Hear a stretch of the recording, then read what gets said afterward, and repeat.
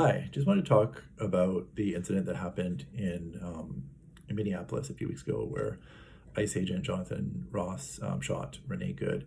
And I want to talk about what kind of charges might be brought. So what is the evidence for any charges? Would it be brought under federal or state jurisdiction?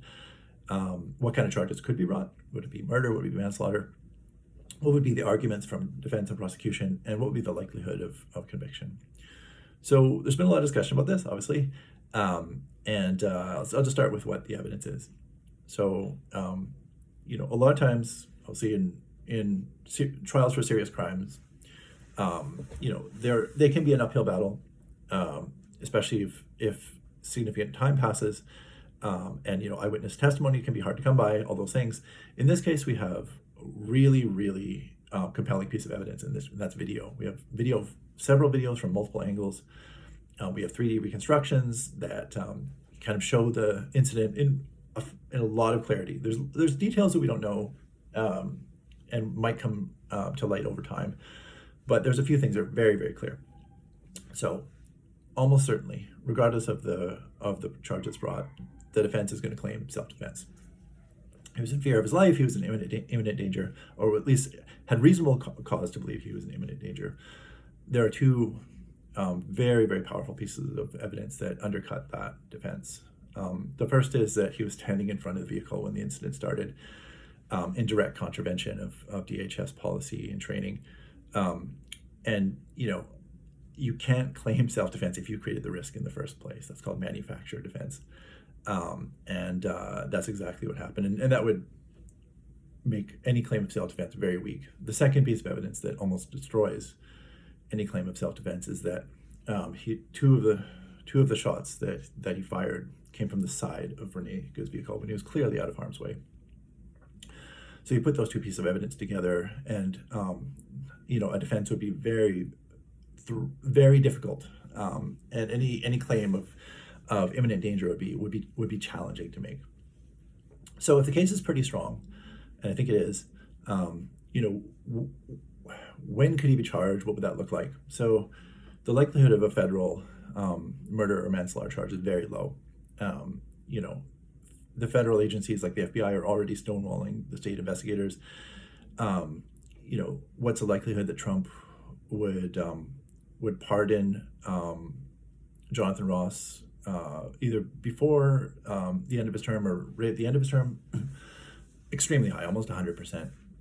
So very unlikely that a federal agency would bring charges, very unlikely that he would not be pardoned. He would almost certainly be pardoned. So any prosecution would need to come in a subsequent administration, which most likely would be a Democratic administration. So it would fall to the state to take up those charges. So what charges could the state of Minnesota bring? So they could bring murder charges. That's a tough climb. Juries and judges are typically very deferential to law enforcement. Bringing those charges successfully can be very risky, a district attorney or anyone who's prosecuting something like that is probably going to look at a lesser charge that still has serious consequences. So most likely charge would be something like second-degree manslaughter.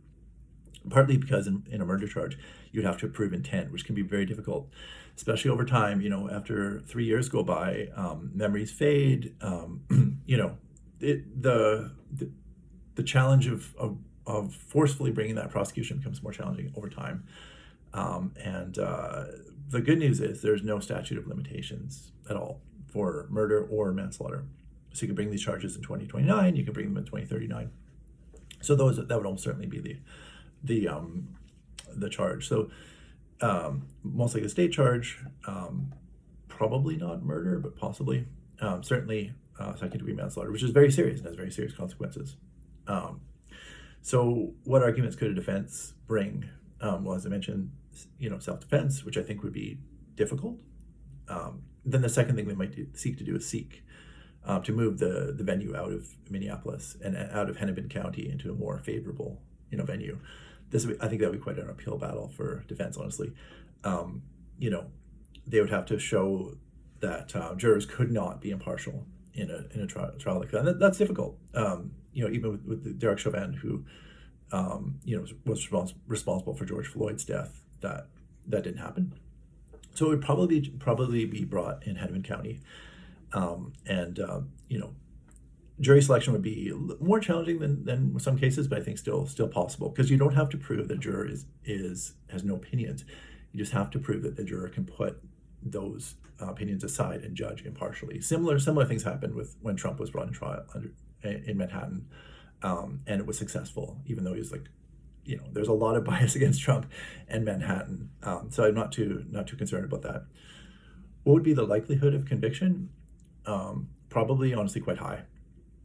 I think the evidence is very, very powerful, and I think that eyewitnesses have a lot of bias. Like some of the direct eyewitnesses would be ICE agents, so their testimony would probably be doubtful. There's a huge amount of very powerful video evidence, and many mitigating factors, like the fact that Renee Good was denied medical care on the scene.